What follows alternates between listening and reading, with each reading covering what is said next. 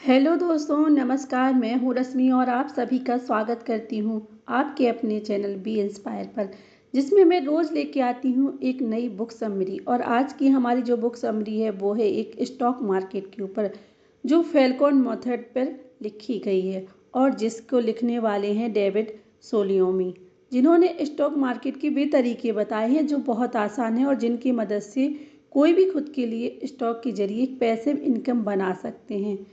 अब आप इसमें जानेंगे कि जो स्टॉक मार्केट है वो क्या है, किस तरह से इसमें पैसा लगाएं, किस तरह से आप अपना पैसा इन्वेस्ट कर सकते हैं, किस कंपनी में इन्वेस्ट करने से पहले आपको क्या देखना चाहिए, किस तरह से अलग अलग फ़िल्टर लगाकर आप बेहतरीन कंपनियों की एक लिस्ट बना सकते हैं। तो यहाँ पर इस बुक में ऑथर बताते हैं कि आप अपने पैसे को 3 तरह से अपने पैसा इन्वेस्ट कर सकते हैं और स्टॉक में इन्वेस्ट करना तो सबसे अच्छा तरीका है। तो आइए जानते हैं। दोस्तों, आज के वक्त में हर कोई चाहता है कि वो इन्वेस्ट करे और बिना काम किए पैसे कमाए, लेकिन कभी कभी यह इतना मुश्किल हो जाता है कि हमें इसे समझ नहीं पाते, और जो लोग इसे समझने का काम करते हैं वे इसे पूरी ज़िंदगी बिता देते हैं, लेकिन यही लोग हमें इसके बारे में कुछ जानकारी दे देते हैं। जैसे कि वॉरेन बफे, उन्होंने 2011 के एक पत्र में 3 तरह के इन्वेस्ट के बारे में बताया और उसमें से अपने मनपसंद इन्वेस्टमेंट के बारे में भी बताया। सबसे पहले आता है करेंसी बेस्ड इन्वेस्ट, जैसे कि बॉन्ड। बॉन्ड एक तरह का कर्ज होता है जो कि एक सरकार या फिर एक कॉरपोरेशन किसी को देती है और बाद में वो उसे ब्याज के साथ उसे वापस ले लेती है। लेकिन क्योंकि ये एक ऐसी करेंसी बेस्ड इन्वेस्टमेंट है जिसमें इन्फ्लेशन आ जाता है, इस चीज़ की वजह से समय के साथ पैसे की कीमत कम हो जाती है। आपने जितने परसेंट का ब्याज लगाया था उसे इन्फ्लेशन खा जाएगा, आपको कुछ फ़ायदा नहीं मिलेगा या फिर ना के बराबर फ़ायदा मिलेगा। इसके बाद आते हैं अनप्रोडक्ट एसेंस, जिसमें आप इस उम्मीद से सोना या तेल खरीदते हैं ताकि आप उसे कुछ समय बाद ज़्यादा दाम पर बेच सकें, लेकिन इससे आपको कुछ ज़्यादा फ़ायदा नहीं मिलेगा और जब तक यह चीज़ें आपके साथ रहेंगी तब तक ये आपको कुछ नहीं देंगे। इनसे आपको फ़ायदा तभी होगा जब आप इसे बेचेंगे।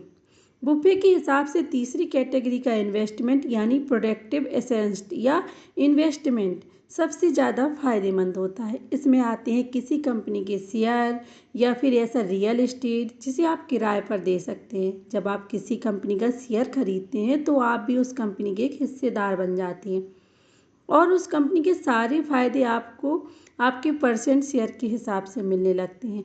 अगर आप एक रियल एस्टेट लेकर उसे किराए पर दे रहे होते हैं तो आपको उसके किराए से फ़ायदा मिलता रहेगा और साथ ही आप उसे बाद में बेच भी सकते हैं।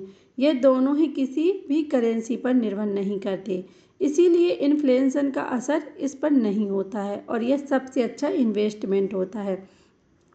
दोस्तों, हमारे मन में आता है कि अच्छे से इन्वेस्ट कर पाने के लिए आपको यह समझना होगा कंपनी किस तरह से कैश का इस्तेमाल करती है। मान लीजिए कि कंपनी एक ब्लैक बॉक्स है जिसमें बहुत से इनपुट और आउटपुट पाइप लगे हुए हैं। आपको यह नहीं पता कि ब्लैक बॉक्स के अंदर क्या हो रहा है, लेकिन आपको यह ज़रूर पता है कि उसके बाहर क्या हो रहा है। आपको सबसे पहले उसके बारे में अंदाज़ा लगाना छोड़ना होगा जो उसके अंदर हो रहा है और उसे समझना होगा जो उसके बाहर हो रहा है। इनपुट पाइप का मतलब वो लाइन जिसमें पैसा कंपनी के अंदर जाता है। इसमें आता है कंपनी का रेवेन्यू, यानी कि वो पैसा जो कंपनी अपने सामान को बेचकर कमाती है। इसके अलावा एक कंपनी पैसा कमाती है अपने नए शेयर्स को बेचकर। जब कंपनी अपने शेयर्स को बेचती है तो उसे स्टॉक डाइल्यूट हो जाते हैं और इसलिए आपको इसके ऊपर ध्यान देने की ज़रूरत नहीं है। इसके अलावा एक कंपनी जब किसी दूसरी कंपनी को खरीदती है तो उससे भी उसके पास पैसे आते हैं, उसका प्रॉफिट कंपनी के प्रॉफिट के साथ जुड़ जाता है। इसके बाद आते हैं आउटपुट पाइप, यानी कि कंपनी में कहाँ से पैसा बाहर जाता है। इससे कंपनी के खर्च आते हैं जैसे कि स्टॉक की सैलरी देना, कर चुकाना, मार्केटिंग का खर्च और टैक्स का खर्च। जब आप किसी कंपनी की जांच करते हैं तो सबसे पहले आपको उसके प्रॉफिट वाले आउटपुट पाइप को देखना होगा। यही आपको बताती है कि किस तरह से आप किसी कंपनी में पैसा लगाकर फ़ायदा कमा सकते हैं। इसके लिए आपको इन 3 बातों का ध्यान रखना होगा। सबसे पहले यह देखिए कि शेयर होल्डर को एक डिविडेंड की तरह कितना पैसा मिल रहा है। वह कंपनी अगर अपने शेयर होल्डर को ज़्यादा पैसे दे रही है तो वो एक अच्छी इन्वेस्टमेंट है। इसके बाद शेयर बायबैक में सावधान रहिए। कभी कभी कंपनी खुद अपने स्टॉक खरीद लेती है ताकि मार्केट में से कोई दूसरा उसे न खरीद पाए। इससे उनका डिविडेंड पर शेयर का अमाउंट बढ़ जाता है। अंत में रिटेन्ड अर्निंग पर ध्यान दीजिए, जो कि वो पैसा होता है कि कंपनी अपने बढ़ाने के लिए वापस खुद पर लगा देती है। अब यहाँ पे जानेंगे फैल्कॉन मेथड। फैल्कॉन मेथड में आप बहुत सारी बातों को ध्यान में रखकर एक कंपनी में लंबे समय के लिए इन्वेस्ट करते हैं। वो कैसे, आइए जानते हैं। बहुत से इन्वेस्टर क्वांटम इवेंटिंग मॉडल के हिसाब से अपने पैसे कंपनियों में इन्वेस्ट करते हैं। इसमें आप बहुत से नंबर्स पर ध्यान देते हैं, जैसे कि डिविडेंड पर शेयर, और उन नंबर्स के हिसाब से अलग अलग तरह की कंपनियों की लिस्ट बनाकर उसमें 1 साल के लिए अपना पैसा लगाते हैं और फिर उसके शेयर को बेच देते हैं। इसके बाद अगले साल आप यही काम फिर से करते हैं। क्वांटम इन्वेस्टिंग में आप नंबर पर और डाटा पर ध्यान देते हैं, जिससे आप बहुत सी साइकोलॉजिकल गलतियां नहीं करते, जो कि पैसे खोने की आम जरिया होता है।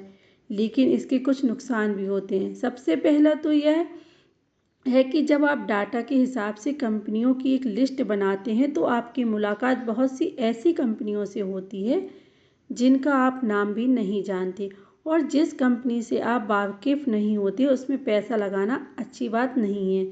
इस मेथड के हिसाब से चलने का दूसरा नुकसान यह है कि जब आप हर साल अलग अलग कंपनियों की लिस्ट बनाकर उसमें इन्वेस्ट करते हैं तो साल में कभी कभी आपको नुकसान भी सहना होता है।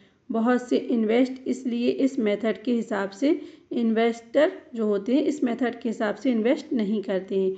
इस समस्या से निकलने के लिए हम फैल्कॉन मेथड का इस्तेमाल करते हैं, जिसे भावनाओं में आकर फैसला ना लेने के लिए बनाया गया है। इसके साथ ही इस मेथड से आप हर साल कंपनी में पैसा लगाते या निकालते नहीं हैं, बल्कि लंबे समय तक उसमें पैसा लगाकर उसे होल्ड करते हैं। यहाँ पर हमारा मकसद होता है किसी कंपनी में पैसा लगाने के बाद उसमें लंबे समय तक फ़ायदा लेते रहना। इसके अलावा फैल्कॉन मेथड में आप सिर्फ उन कंपनियों में इन्वेस्ट करते हैं जो कि इन्वेस्ट करने लायक होती हैं। हम में से बहुत से लोग अपनी लोकल कंपनियों पर भरोसा करते हैं और भावना में बहकर उसमें पैसा लगा देते हैं। आप इस तरह की गलती ना करें। इसीलिए फैल्कॉन मेथड बहुत से फिल्टर्स का इस्तेमाल करता है। जो कंपनी इन सारे फिल्टर्स को पास कर जाए वही एक अच्छी इन्वेस्टमेंट होती है। दोस्तों, फैल्कॉन मेथड में सबसे पहले आप अच्छी कंपनियों को कैसे पहचानते हैं? आपको यह कैसे पता लगेगा कि कोई कंपनी इन्वेस्ट करने लायक है या नहीं? इसके लिए आप उसके रेवेन्यू या फिर कैश फ्लो को नहीं देख सकते, क्योंकि यह सारे काम कागजी होते हैं और इनमें कोई भी फेरबदल करके आपको बेवकूफ़ बना सकता है। इसीलिए आपको कुछ ऐसा देखना होगा जिसमें फेरबदल ना की जा सके। आपको यह देखना होगा कि वो कंपनी अपने डिविडेंड को पैसा दे रही है या नहीं। जो कंपनी पिछले 20 साल से अपने डिविडेंड को लगातार पैसे दे रही है उसमें आप अपना पैसा लगा सकते हैं। यह बिल्कुल ट्रांसपेरेंट होता है और इन्हें छिपाया नहीं जा सकता। लेकिन आप सोच रहे होंगे कि 20 साल तक क्यों देखना, सिर्फ 5 या 10 साल तक देखने में क्या परेशानी है? सबसे पहले तो यह है कि लंबे समय तक देखने से हमें यह पता लग जाता है कि मार्केट के हालात ख़राब होने पर भी कंपनी किस तरह से बर्ताव करती है। एग्जाम्पल के लिए ले लें कि जब 2008 में मार्केट क्रैश हुआ था तो किस तरह से कंपनियों ने अपने डिविडेंड्स को पैसा दिया था। यह देखने के लिए आपको लंबे समय पर ध्यान देना होगा। दूसरा यह है कि अगर कंपनी लगातार अपने डिविडेंड्स को पैसे दे रही है तो वो एक अच्छी कंपनी है। अब तक आप समझ ही गए होंगे कि इस तरह की कंपनियों पर हर इन्वेस्टर को बहुत प्यारी होती हैं। S&P 500 इंडेक्स ने इस तरह की कंपनियों की एक लिस्ट बनाकर उन्हें डिविडेंड एरिस्टॉक्स के नाम से दिया है। यह वो कंपनियां जिन्होंने पिछले 25 साल से अपने डिविडेंड्स को लगातार पैसे दिए। लेकिन यहाँ पर एक समस्या है। सबसे पहले तो यह है कि हम S&P 500 इंडेक्स की लिस्ट पर ही क्यों निर्भर रहें, जबकि हमारे पास बहुत से दूसरे ऑप्शन भी हैं। और दूसरा यह है कि अगर कोई कंपनी 2 साल तक लगातार अपने डिविडेंड्स को एक बराबर पैसे देती रहे तो उसे डिविडेंड्स एरिस्टोक्रेटस की लिस्ट से हटा दिया जाता है। लेकिन फैल्कॉन मेथड में हम एक दूसरा तरीका अपनाते हैं जो कि सिर्फ इस बात पर फोकस करता है कि कंपनी ने लंबे समय तक अपने डिविडेंड्स को पैसे दिए हों। यह ज़रूरी नहीं कि अगर किसी कंपनी का डिविडेंड्स रिकॉर्ड अच्छा हो तो वो एक अच्छी कंपनी हो, लेकिन यह एक पॉजिटिव साइन है। वो इन्वेस्ट करने के लिए एक अच्छी कंपनी हो सकती है। आप उन स्टॉक्स को खरीदिए जो अपने एवरेज दाम से सस्ते हों। आपको स्टॉक मार्केट में फ़ायदा तब होगा जब आप स्टॉक को कम दाम पर खरीदकर उन्हें ज़्यादा दाम पर बेचेंगे। लेकिन स्टॉक मार्केट के दाम अक्सर ऊपर नीचे होते रहते हैं। एक अच्छा मौका अपने हाथ से निकल सकता है, लेकिन फिर भी आपके पास मोल भाव करने का ऑप्शन रहता है जिसकी मदद से आप स्टॉक को कम दाम पर खरीद सकते हैं। अगर आपने उसे कम दाम पर खरीदा तो आप उसे ज़्यादा में बेच सकते हैं। एक अच्छी डील पाने के लिए आपको एक स्टॉक को तब खरीदना होगा जब उसके दाम उसके पूरे इतिहास के दामों के उतार चढ़ाव के एवरेज में कम हो। कीमती समय के हिसाब से बदलती रहती हैं, लेकिन आपको उसे तब खरीदना होगा जब उसकी कीमत उसकी औसतन कीमत से कम हो। यह तरीका काम इसलिए करता है क्योंकि इंसान अक्सर अपनी भावनाओं पर काबू नहीं कर पाता, जिससे वो उसे काबू करने लगते हैं। लालच और डर यह दो चीज़ें हैं जिनकी वजह से स्टॉक मार्केट के दाम घटते या बढ़ते हैं। जब लोगों के अंदर डर बनता है तो वे सब कुछ बेचकर भागने के बारे में सोचते हैं और समझदार इन्वेस्टर यहाँ पर आकर अच्छे फैसले लेते हैं।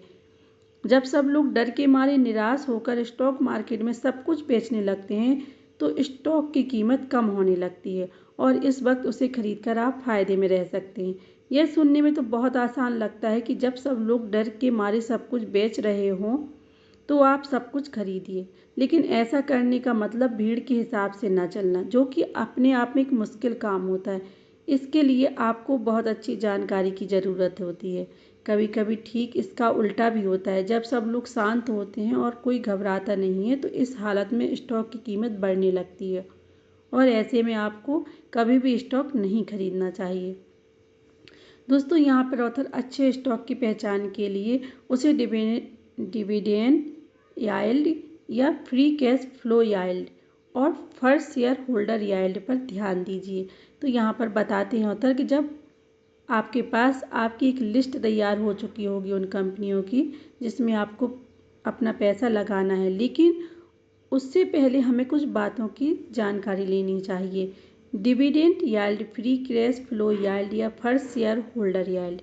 डिविडेंड याइल्ड का मतलब है वो पैसा जो कि एक स्टॉक अपनी कीमत के हिसाब से पैदा करेगा।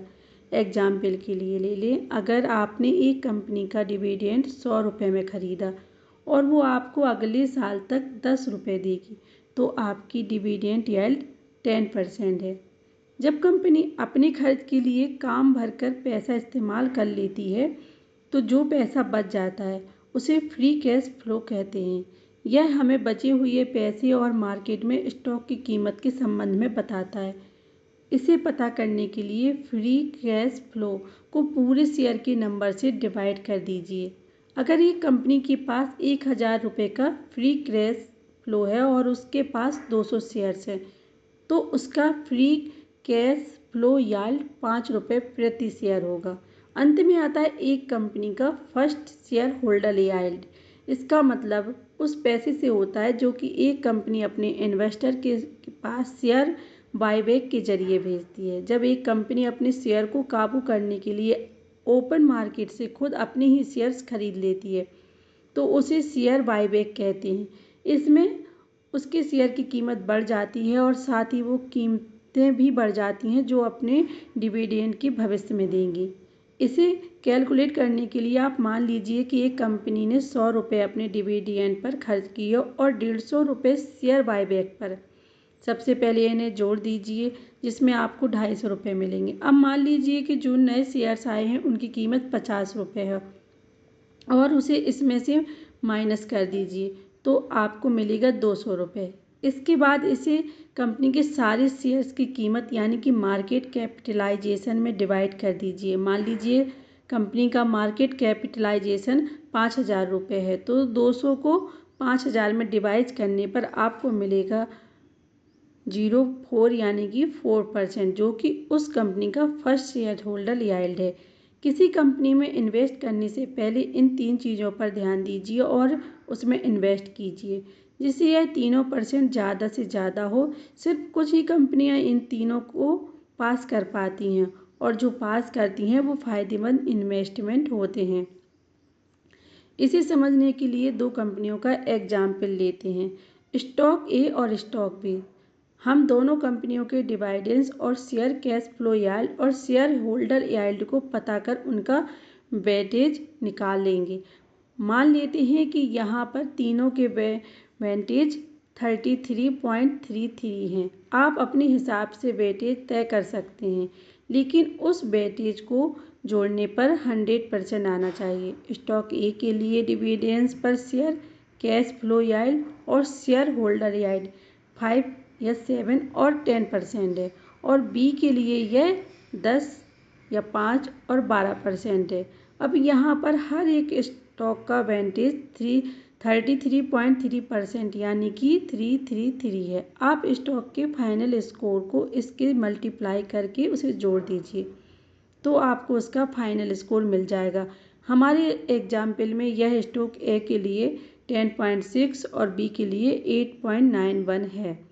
लेकिन यहाँ पर हम डिविडेंड्स पर शेयर, कैश फ्लो यील्ड और शेयर होल्डर यील्ड का ही इस्तेमाल फिर से कर रहे हैं, जिसका इस्तेमाल हमने पहले ही कर लिया था। इसके लिए अब हमें कुछ नए तरीके की ज़रूरत होगी। इसके लिए फॉल्कोन मेथड में हम चाउडर रूल में मिलता हुआ, लेकिन उसमें बेहतर तरीका इस्तेमाल करेंगे। इस तरीके से आप स्टॉक के इस समय में डिविडेंड की तुलना आपका भविष्य में होने वाली बढ़ोतरी से करते हैं। इससे आप कंपनी के इस समय के स्टॉक के डिविडेंड यील्ड को और पिछले 5 साल में होने वाली स्टॉक डिविडेंड यील्ड में बढ़ोतरी के साथ जोड़ देते हैं। अगर स्टॉक डिविडेंड यील्ड 3% से ज़्यादा है तो इस नंबर को 12 से ज़्यादा होना चाहिए, और अगर स्टॉक डिविडेंड यील्ड 3% से कम है तो इस नंबर को 15 से ज़्यादा होना चाहिए। लेकिन 5 साल का समय लेना कुछ समस्या पैदा करता है। हो सकता है कि कंपनी ने 4 साल तक अपने डिविडेंड को अच्छे से पैसे दिए, लेकिन 5वें साल में कम कर दिया। ऐसे हालात में आपको सही नतीजा नहीं मिलेगा। इसीलिए आप अलग अलग समय लीजिए, जैसे कि 1 साल, 3 साल, 4 साल तक का समय, और फिर इसका इस्तेमाल उसके हिसाब से वेटेज रैंकिंग में कीजिए।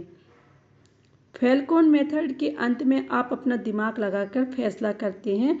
ऑथर बताते हैं कि अब तक हमने जो भी तरीके देखे जिनकी मदद से आप अच्छी इन्वेस्टमेंट को खराब इन्वेस्टमेंट से अलग करते हैं, वो सब कुछ नंबर के हिसाब से थे और उसमें कभी भी भावनाओं का इस्तेमाल नहीं हुआ। लेकिन अगर आपको बेहतर फैसले लेने हैं तो आपको कुछ और ख़ास बातों का ध्यान रखना होगा। सबसे पहले उसके ROIC इंडिकेटर पर ध्यान दीजिए। ROIC का मतलब होता है रिटर्न आना, कैपिटल इन्वेस्टमेंट। इसका मतलब उन पैसों से है जो आपको किसी कंपनी में इन्वेस्ट करने पर मिलता है। एक अच्छे इन्वेस्टर को यह पता होना चाहिए कि एक फर्म में किस तरह से उसके पैसे का इस्तेमाल हो रहा है, और यह पता लगाने के लिए आपको ROIC इंडिकेटर का इस्तेमाल किया जाता है। यह बताता है कि कंपनी कितने अच्छे से अपने फ़ायदे को अपने इन्वेस्टर के साथ बांटती है। इसके अलावा आप उन स्टॉक्स में पैसा मत लगाइए जो साइकिल हैं। साइकिकल स्टॉक्स का मतलब उन स्टॉक से है जिनकी कीमत में बहुत ज़्यादा उतार चढ़ाव आता है। इनकी कीमत अचानक से ऊपर चढ़ जाती है, अचानक से गिर भी जाती है। हालांकि इसमें अगर आप गिरने पर अपना पैसा लगाते हैं तो आप बहुत जल्दी मालामाल हो सकते हैं, लेकिन इसमें यह पता लगाना मुश्किल होता है कि कब उसकी कीमत बिल्कुल कम हो चुकी है और कब इन्वेस्ट करने का सही समय है। इसके अलावा फॉल्कोन मेथड के हिसाब से हम एक स्टॉक में लंबे समय तक पैसा लगाते हैं, ना कि छोटे समय के लिए। जब आप लंबे समय के लिए अपना पैसा किसी कंपनी में लगाते हैं तो आप ज़्यादा फ़ायदा कमाते हैं। ROIC इंडिकेटर का इस्तेमाल अंत में किया जाता है। हमने पहले ही 4 तरीके देख लिए हैं जिनकी मदद से आप बेहतर स्टॉक को पहचान सकते हैं। इसके अलावा हर इन्वेस्टमेंट मेथड की तरह फॉल्कोन मेथड भी कुछ कमियां हैं, लेकिन फॉल्कोन पक्षी की तरह यह ज़्यादातर समय सही शिकार करती है और इसका निशाना बहुत कम चूकता है। अगर आपको एक अच्छी पैसिव इनकम बनानी है तो उसका सबसे अच्छा तरीका स्टॉक और इन्वेस्ट करना ही है। किसी भी कंपनी में इन्वेस्ट करने से पहले उस कंपनी की अच्छी से जांच कीजिए, उसके dividend per share, dividend yield, free cash flow yield और फर्स्ट शेयर होल्डर चाइल्ड जैसे नंबर के बारे में पता कीजिए। इस तरह से आप बेहतर कंपनियों के लिए लिस्ट तैयार कर सकते हैं और इसमें इन्वेस्ट करके एक अच्छी पैसिव इनकम बना सकते हैं। तो दोस्तों, ये थी हमारी आज की बुक समरी। आपने जाना इसमें फैल्कॉन मेथड से किस तरह से शेयर मार्केट में पैसा लगाएं ताकि हमारे पैसे कभी भी डूबे ना और हमें बहुत से लाभ देकर जाए।